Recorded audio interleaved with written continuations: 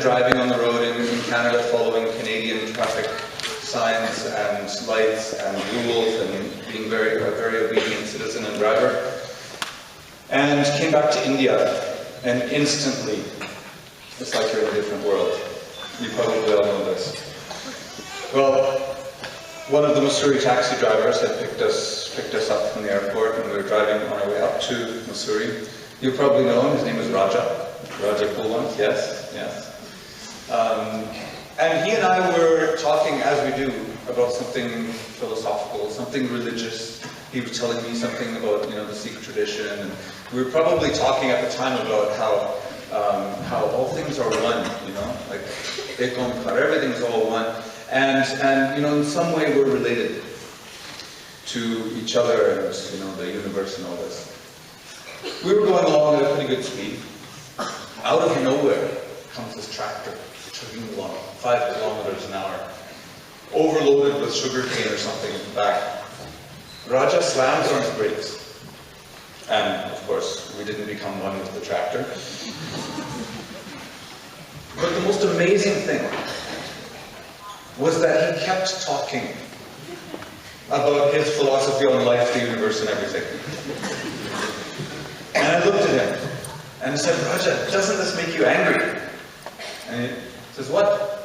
I said, this guy, he could have waited until we passed. There's all kinds of space behind us. And he said something very profound to me that has since become not only my philosophy, but my manifesto, and now my methodology for religious studies. He said this: it's the Indian road. And I thought, it's the Indian road. And then I thought, wait a second, life is like the Indian road, so drive accordingly.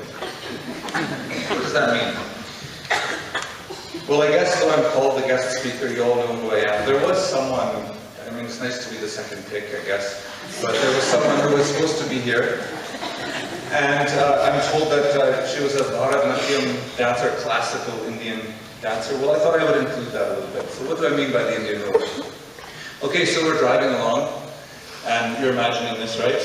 We get to the railway crossing. The barriers go down. Okay? So we're all lined up.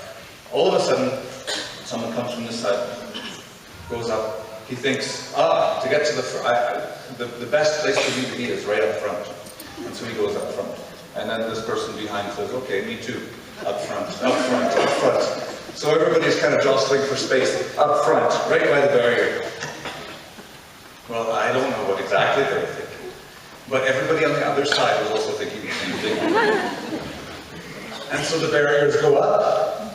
And here's a whole bunch of people staring at each other. And the dance begins. This is the Bharatanatyam that I know and love. And so, rather than this lane going this way, this lane going this way, everybody starts this dance. The vendors there selling their mumpali and all that, they have to get out of the way. And then this kids have to run through the traffic, and then this guy goes this way, and this guy goes that way. And this guy's saying, you can back up, you've got room, go on. So everybody has this, they engage in this dance. And by dance I mean it's this relationship of being on the same road together, having to solve the same problem together. Right? And that's what they're doing. That's what we're doing. And we all take part in it. Now it usually takes about, maybe 10 minutes or so to get the knot untangled, but on we go. And at the end of it, we think, that was an event. Now, if everybody stayed in their lane, right, there would be no event. There would be no event. It would be totally uneventful. It would be nothing worth talking about. But when it is this dance, when it is this relational moment, where everybody's solving the same problem, then once the knot gets untangled, then we can say, as we said in Chaplain, Arey wah. Wow. Look, we did that together. There's another aspect to this. On our way down to Delhi, no doubt we will be stuck behind a Tata truck.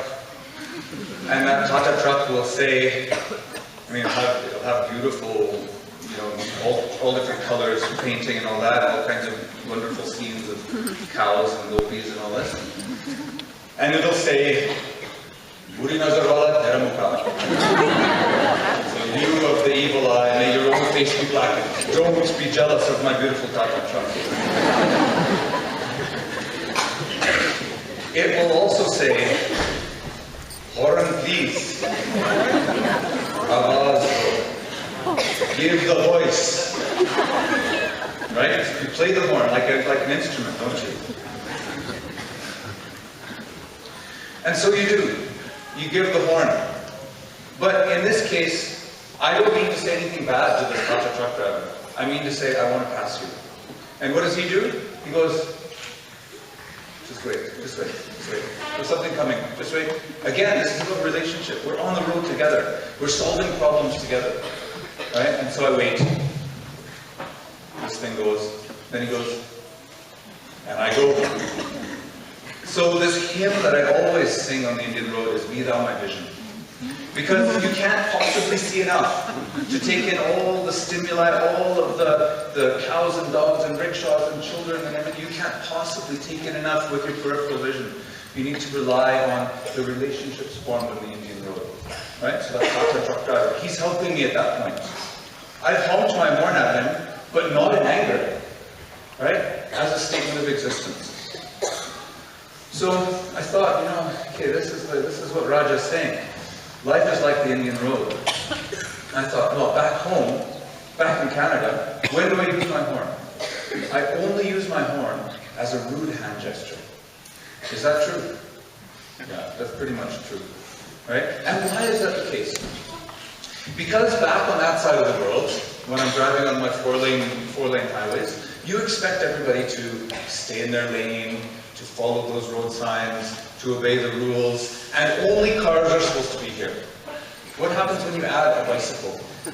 What happens, those of you who are cyclists in that side of the world, what happens when you add a bicycle? You will get the horn. You will get the horn, because there are people who believe that this road should not be shared with you. They can't even imagine that that road would be shared with cows, dogs, rickshaws, children playing in gutters. Right? It's just unimaginable. And so when someone cuts you off, you think, I've just come from India. 5 feet of space, plenty of room to pass. They don't think so. Out comes the horn, middle finger. Right? This is the rude hand gesture. Here, what does the horn mean? Mahuna. Right? Here, the horn simply is a metaphysical statement. It's a statement of existence. I honk, therefore I am.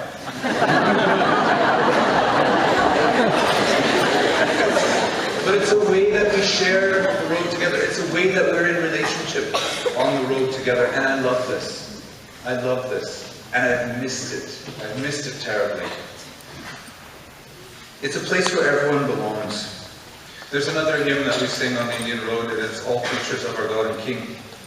Because all creatures of our God and King are on the road. If you expect the road to be more like a 4-lane highway. And let's get back to Woodstock here. Okay? If you think Woodstock is meant to be a 4-lane highway, where everybody has their wide berth, everybody knows which lane they're supposed to be in, no one cuts anybody off, everybody follows the rules, and everybody obeys the road signs, yes? Then what happens when someone does cut you off? There's this phenomenon called road rage. Correct? As far as I know, I mean, I never experienced, in all my years of driving, and I drove in India for about 5 years, I never really felt myself that sort of moment of road rage. And as far as I know, I wasn't on the receiving end of someone else's road rage, though I've been mocked at many times. As I said, the horn means something different. So road rage is all about expectation, isn't it? Yes, it's the expectation that that person should stay there, I belong here, and if they cut me off, then I better let them know what I think about it.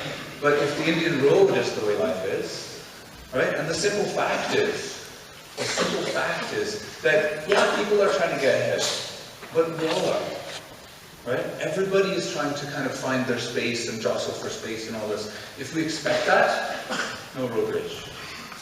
It's just this dance.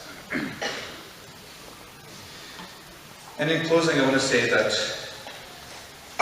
the Indian road that I know and love is what I think is India's best self. Now, some of you might disagree totally with this. And what do I mean by this? I mean that because cows, dogs, rickshaws, children playing in gutters all belong on the same road, there is a mutual sense of relational coexistence here. And I'm not just talking about a kind of, oh, we tolerate those people, right? Because there's a way, there's a kind of politically correct version of toleration and tolerance that doesn't ever end up in relationship with people. So you're okay with their coexistence somewhere away from you, right? But the kind of coexistence, the relational coexistence that we have here in India is something very special. Very, very special. And I think actually, if I was to kind of use some of the political language of our day, India has a very unique vision of secularism that I think the world desperately needs. Because there are other versions of secularism. You know, there's the version of secularism that says religion can stay in the corner until it learns to behave itself. Right? And then leave the public sphere, leave business, leave the marketplace for all the rest of us secular people. Right? Religion can stay over there. Yeah? There are other versions of secularism, and I'm not naming names of countries here, but you can fill in the blanks if you want. There are other versions of secularism where being secular or secularism is a polemic against religion. Right? And so we must ban hijabs. And so we must not have anybody wearing a cross. This is not allowed. That's a vision of secularism that I think is quite deadly.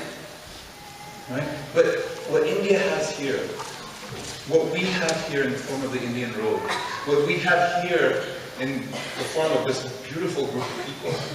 I mean, I thought you were beautiful not just as images of God, but now look at how well you clean up. What we have here is something I believe that the world needs. One more road sign that I saw. I saw one that said, and this is I think there's in the doc as well. It says Indian, I-N-D-I-A-N, going down like that. And it was, if I get it correctly there, they used the I of Indian to say Hinduism, then they had Jainism, then they had Buddhism, then they had Sikhism, then Islam, and then of course they misspelled my own tradition, Christianity. That's fine. That's fine, I don't mind. The thing is that I'm on the road, and I have a place on the road, which I'm very grateful for. But the expectation is, of course we all have traditions. Of course we all have devotional traditions. And these belong in public places. These belong in our marketplace. These belong in places where we can discuss them. And that's what we have here in Woodstock. We have the opportunity, being on this road together, being on the Indian Road, a place of relational coexistence, where we can have amazing conversations with each other.